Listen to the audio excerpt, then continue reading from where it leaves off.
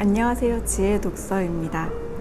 지금 제가 외부에 나와 있는데 이번 주에는 특별히 타이핑을 해서 체계적으로 이렇게 독서 리뷰를 하지를 못할 것 같아서 간단하게 제가 지금 읽고 있는 책에 대해서 기록을 남기려고 합니다. 첫 번째 책은 역사는 재미난 이야기라고 믿는 사람들을 위한 역사책입니다. 겉장을 넘기면 저자에 대한 소개가 나와 있습니다. 제가 이 책을 고른 이유 중에 하나는 이 설명 때문입니다. 역사학이란 의미 있는 삶을 살려는 데 도움을 주는 학문이라고 생각해서 학문적으로, 인문학적으로 접근을 하기도 하지만 어떤 사람들은 재미난 옛날 이야기라고 생각하면서 이 본인한테, 이 정기문 이 작가 교수님한테 재미있는 역사 이야기를 해달라고도 한다고 합니다. 그래서 역사를 재미있는 이야기로 소개를 하면 어떨까라는 생각으로 이 책을 썼다고는 합니다. 차례를 보면 이렇습니다. 상식 밖의 역사 이야기. 그리고 2부는 신과 함께한 시간들. 현재도 수많은 종교들이 있는 걸 보면은 신과 함께한 시간들은 지금도 유용한 그런 내용입니다. 그리고 3부는 편견과 억압의 역사. 이렇게 끝이 납니다. 저는 이런 책들의 경우는 역사 시간 순서에 쓰여졌다기보다는 사건 중심으로 쓰여진 책이기 때문에 이런 역사책은 저는 순서대로 읽지 않고 관심이 가는 분야를 먼저 읽기도 합니다. 그래서 제일 먼저 3부, 편견과 억압의 역사를 먼저 읽었죠.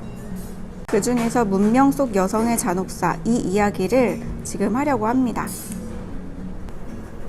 제가 이 책을 이 여성의 역사를 읽고 계속 읽을까 말까 사실은 고민이 되는 책입니다. 왜냐하면 아까 서두에서도 설명을 드렸다시피 이 책의 저자가 재미있는 역사를 위주로, 재미 위주로 소개를 한다고 해서인지 너무 흥미 위주로 쓴 책이 아닌가라는 생각이 드는 대목이 있는데, 예를 들어서 여성이 얼마만큼 억압받고 차별받았는지에 대한 역사를 쭉 나열을 했는데 거기까지는 좋았는데, 반대로 여성은 그렇게 억압받아야 되는 존재가 아니다라는 그 주장을 역설하기 위해서 여성이 오히려 남성보다 우월하다는 식의 그런 주장을 쓰기도 합니다. 예를 들어서 원래 남성들이 로마에서 우월하다고 그렇게 인정받았던 이유는 익었다라는 표현을 합니다. 남성은 여성의 엄마의 자궁에서 충분히 익혀서 나와서 남성이 되었고, 충분히 익지 않고 나온 여자는 불완전한 존재다라고 주장했다는 그런 설을 소개를 하면서 또다시 그 설이 부당하다, 오히려 그 반대다라는 이유로 이런 주장을 합니다. 원래는 X에서 성염색체가 엄마의 자궁에서 X에서 시작해서 얼마 후에 Y 염색체가 그 다음에 작용을 해서 남자가 되기 때문에 원래는 여성에서 출발해서 제1의 성이 여성이고 거기서 갈라나온, 거기서 분화되어서 나온 존재가 남성이다. 그래서 제1의 성은 남성이 아니라 제1의 성은 여성이다라는 주장을 하기도 하고, 그리고 또 여자가 오히려 머리가 좋다. 멀티태스크가 가능한 존재가 여자다. 남자는 그런 게 안 된다. 오히려 그래서 여성이 우월하다라는 말을 합니다. 하지만 그것이 과학적으로 밝혀진 이야기가 아닐 뿐더러 멀티태스킹의 경우에는 여러 가지 일을 하지만 한 가지에 집중을 못하는 만큼 그 여러 가지 분산된 일에 골고루 집중이 되지 않는다는 연구 결과도 있죠. 그래서 이 책의 내용은 너무 재미 위주로 뽑아내느라고 비과학적인 얘기라든지 좀 주관적인, 그런 객관적이지 않은 사료들이 많이 들어가 있는 책이라서 제가 끝까지 볼까 말까라는 고민이 드는 책이기는 한데, 그래도 책에 처음에 쓰려고 했던 그런 의도처럼 재미있는 이야기거리가 많아서 그래도 정독은 하지 않는다고 하더라도 재미 위주로는 볼만한 책이라고 생각을 합니다. 그래서 읽어보기는 할 겁니다.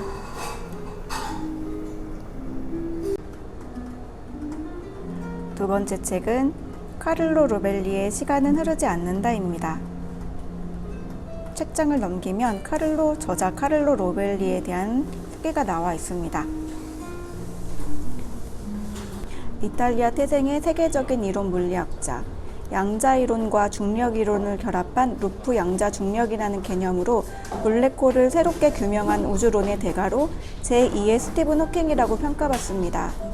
지은 책으로는 모든 순간의 물리학, 보이는 세상은 실제가 아니다, 만약 시간이 존재하지 않는다면 등이 있습니다. 목차를 보겠습니다. 총 3부로 되어 있습니다. 1부 시간 파헤치기, 2부 시간이 없는 세상, 3부 시간의 원천입니다. 그리고 이 글을 옮긴 옮긴이의 글과 주석으로 마무리가 됩니다. 옮긴이의 글도 읽을 만한 가치가 있는 것이 이분이 그냥 번역가가 아니라 서울대학교 물리학과에서 학사 및 석사학위를 취득하고 동대학 과학사 및 과학철학 협동과정에서 과학철학으로 이학박사 학위를 받으신 분입니다. 이분이 책에 대해 설명한 것을 보면은 이렇게 말을 하고 있습니다. 카를로 로벨리가 쓴 이 양자 물리학으로 시간을 풀이한 이것에 대해서 설명을 하면서 이 답변이 우리가 오늘날 유일하게 옳다고 받아들여야만 하는 정답은 아니다.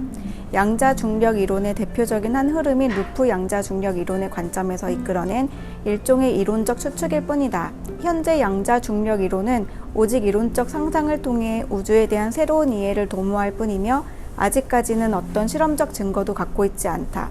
하지만 이러한 상상은 우주를 새롭게 바라보게 하고 그 안에서 인간 세상을 재조명하게 한다. 매우 그럴듯하며 흥미진진한 상상이자 양자이론의 관점에서 중력 현상을 설명하는 천체 우주 물리학의 미개척 분야에 대한 새로운 도전의 의미를 지니는 것이다. 우리는 시간과 공간에서 살고 있고 시간은 항상 매 순간 1분 1초 흐르고 있기 때문에 시간이 존재하지 않는다는 것은 상상하기 힘든 그런 상황인데, 카를로 로벨리는 시간은 직선처럼 흘러가는 것이 아니라 점처럼 점점이 되어 있고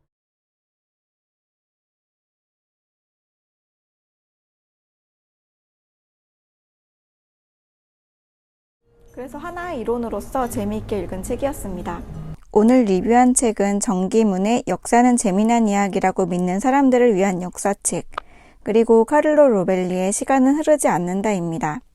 이 책에 대해서 마지막으로 또 말씀을 드리자면 제목이 The Order of Time인데 원제가 더 맞는 제목이라고 생각을 합니다. 시간은 흐르지 않는다는 것은 카를로 로벨리가 제시하는 그 이론 중에 하나이고, 시간의 정의부터 여러 가지를 총체적으로 아우르는 이 시간의 질서라는 제목이 더 저자의 의도에 맞는 책 제목이라고 생각을 합니다. 그래서 이 책은 다 읽었고 역사는 지금 읽고 있는 중에 있습니다.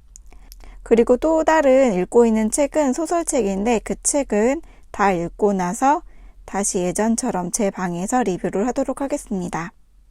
예전처럼 일목요연하게 요약을 해서 리뷰를 하지는 못했습니다. 이 책들은 요약하기도 어려운 책이고 어떤 책인지 설명하는 것이 제가 할 수 있는 최선인 것 같아서 하나하나 이 내용을 요약하지는 않고 전반적인 책의 소개를 해드렸습니다.